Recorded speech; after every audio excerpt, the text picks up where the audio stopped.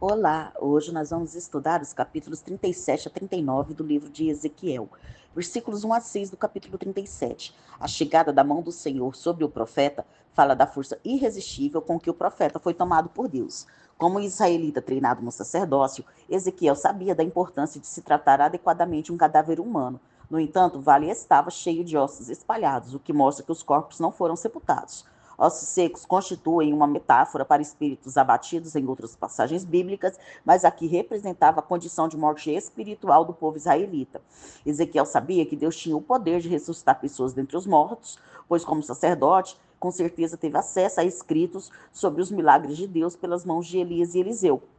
Mas esses ossos estavam secos, significando que a carne já havia se consumido. Então Ezequiel poderia pensar que os ossos não poderiam reviver. Porém, respondeu que era o Senhor quem saberia se seria possível ou não que os ossos tivessem vida novamente. Quando os esqueletos tivessem se montado e se coberto de carne, então o espírito de vida seria soprado sobre o corpo para que passasse a viver. Versículos 7 a 10. Nessa visão, Ezequiel fez como lhe foi ordenado e os ossos mortos se tornaram uma nação viva. Os quatro ventos provavelmente indicam o pleno poder do Espírito, visto que os ventos procedem de todas as direções. Versículos 11 a 14. Essa visão é uma visão de renascimento nacional, um símbolo da nação de Israel que, uma vez viva e na graça e favor de Deus, havia morrido por causa do pecado e agora estava sendo trazida para o devido relacionamento com Deus para viverem novamente com todas as tribos unidas sem divisão. As nações onde os judeus estavam espalhados são as sepulturas simbólicas de Israel. É dessas sepulturas que todas as tribos de Jacó seriam congregadas. Esta visão foi dada para assegurar aos exilados que o poder de Deus os restauraria ao seu lugar na terra prometida, apesar de suas circunstâncias aparentemente desesperadoras. Esta restauração foi parcialmente cumprida quando Ciro, da Pérsia, permitiu que os exilados retornassem a Jerusalém, mas o seu cumprimento será completo somente quando Deus congregar os israelitas à sua terra no fim dos tempos e ocorrer uma grande renovação espiritual. Versículos 15 a 20. O profeta realiza outra ação simbólica. Dois pedaços de pau, um trazendo o nome do reino do sul, Judá, e o outro trazendo o nome do reino do norte, Efraim, são postos, extremidade com extremidade, nas mãos do profeta, para que parecessem ser um só pedaço de madeira, inteiriço. Deus reuniria os dois reinos que se separaram desde a morte de Salomão. Versículos 21 a 23. Deus fez três promessas que resumem seus planos futuros para Israel: promessa de restauração, de unificação e de purificação.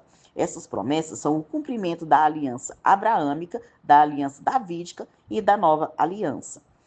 Versículos 24 a 28. Ezequiel reluta em usar a palavra rei para indicar qualquer dos governantes históricos de Jerusalém, preferindo, ao invés disso, chamá-los de príncipes, em vários capítulos até aqui estudados. Neste capítulo, entretanto, ele descreve o futuro governante davídico como rei, possivelmente uma maneira sutil de distinguir esse futuro governante dos anteriores. O Novo Testamento revela que esse rei é Jesus, que reina para sempre sobre o renovado povo de Deus. Israel ainda não conseguiu atingir uma condição de eterna paz e salvação. Isso terá o seu pleno cumprimento no futuro reino do Messias. Agora nós vamos estudar o capítulo 38, versículos 1 a 6 do capítulo 38. A mensagem nos capítulos 38 e 39 foram entregues na noite anterior à chegada da notícia da queda de Jerusalém. Os capítulos descrevem a tentativa final de estrangeiros para se apossarem da terra de Israel.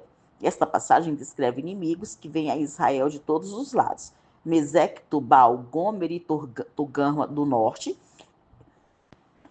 e Pérsia, Etiópia e o Put a partir do sul. Gog pode se referir mais imediatamente a Giges, rei da Lídia, do 7º século a.C. Mesmo assim, a referência transcende as circunstâncias desse Gog histórico para se referir a um líder que se oporá a Israel num futuro distante. Apocalipse 20, versículo 8, identifica Gog e Magog como sendo uma figura para todos os inimigos pagãos de Israel e do Messias. Mesaque e Tubal eram tribos da parte central e oriental da atual Turquia. Versículos 7 a 9. No fim dos anos é uma expressão profética que às vezes é aplicada ao fim dos tempos. O ataque será tão maciço que as tropas invasoras parecerão como uma nuvem que cobre a terra. Nuvem e tempestade são imagens comuns na literatura bíblica, anunciando ameaças proféticas. O tempo da invasão tem sido compreendido como sendo o futuro período dos 7 anos de tribulação. Esse é o grande tempo da purificação, salvação e vida espiritual de Israel para preparar as pessoas para o retorno do Messias e o seu reinado.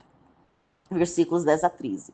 O mau desígnio de Gog será o de subir contra os judeus que habitam seguros e estão em repouso em sua própria terra, a fim de tomar o despojo. A expressão no meio da terra é literal.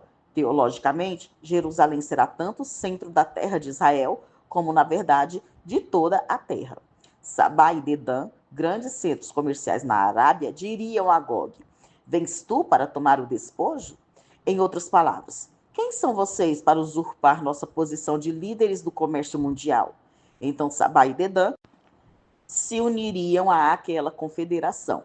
Tarsis era o principal centro comercial do oeste. Muitos acreditam que era a atual Espanha. Versículos 15 a 23. A vastidão das hordas de Gog que vierem contra Israel é um tema repetido ao longo destes capítulos. Mais uma vez, a soberania de Deus sobre as ações de Gog é afirmada, com Gog sendo um instrumento utilizado para revelar a santidade de Deus.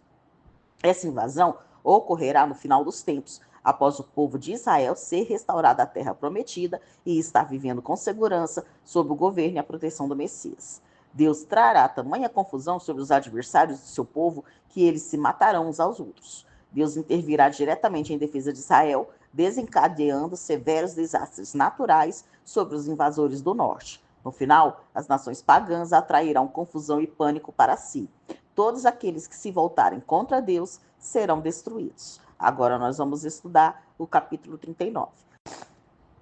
Versículos 1 a 10 do capítulo 39. Este capítulo reitera o juízo de Deus contra Gog e retrata a aniquilação total do inimigo de Israel, enfatizando como Deus intervirá milagrosamente para resgatar o seu povo. A mensagem do capítulo 39 de Ezequiel, versículos 4 a 9, é semelhante a Apocalipse 19, versículos 17 e 18, talvez se referindo ao mesmo evento.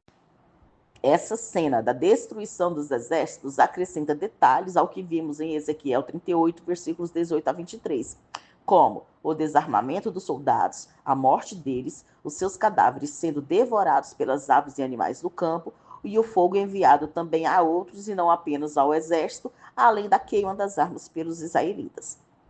O profeta usa uma figura vívida para descrever quão numeroso será o exército inimigo e quão completa será a sua derrota. Os israelitas ficarão juntando as armas dos exércitos derrotados e terão suficiente combustível durante 7 anos. O nome de Deus será conhecido entre as nações. Como resultado de suas ações contra Gog e a coalizão, o seu santo nome será conhecido no meio de Israel, o seu povo. O seu nome nunca mais será profanado. Versículos 11 a 16. 2 temas estão entrelaçados: a vitória total de Deus sobre seus inimigos e a necessidade de limpar a terra para torná-la santa.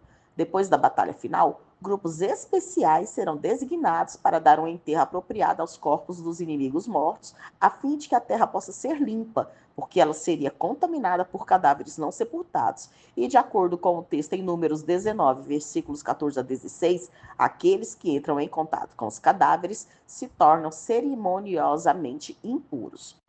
Versículos 17 a 20. Esse sacrifício consistirá da carne e do sangue dos exércitos de Gog que serão mortos. Aves e animais do campo comerão gordura e beberão sangue, elementos que eram reservados exclusivamente para o Senhor quando os hebreus faziam sacrifícios de animais. Por essa razão, a menção da gordura e do sangue pode ser uma forma de realçar a participação do Senhor na aniquilação dos inimigos de Israel. Nas práticas sacrificiais normais, o adorador humano abatia um animal perante o Senhor e participava da comida. Para o presente sacrifício, o Senhor abaterá seres humanos e animais devorarão seus corpos, em contraste com o procedimento sacrificial normal e o futuro banquete sacrificial que Israel celebrará no Monte Sião. Versículos 21 a 24. Esta absoluta demonstração incontestável do poder de Deus serve como defesa diante das nações. Ela também coloca o exílio de Israel em perspectiva adequada, pois a expulsão de sua terra não foi porque seu Deus era incapaz de preservá-los. Pelo contrário, a sua traição compeliu Deus a esconder seu rosto deles, levando-os para o destino que mereciam pela iniquidade de se virarem contra Deus. Versículos 25 a 29. Uma vez destruído o inimigo, o profeta passa a falar sobre os propósitos de Deus para o seu povo, a restauração e a bênção dele. Deus prometeu derramar seu espírito sobre o povo. A igreja primitiva acreditava que esta profecia começou a cumprir-se no Pentecostes, quando o Espírito Santo veio habitar em todos os crentes. Nós terminamos aqui o estudo dos capítulos 37 a 39 do livro de Ezequiel.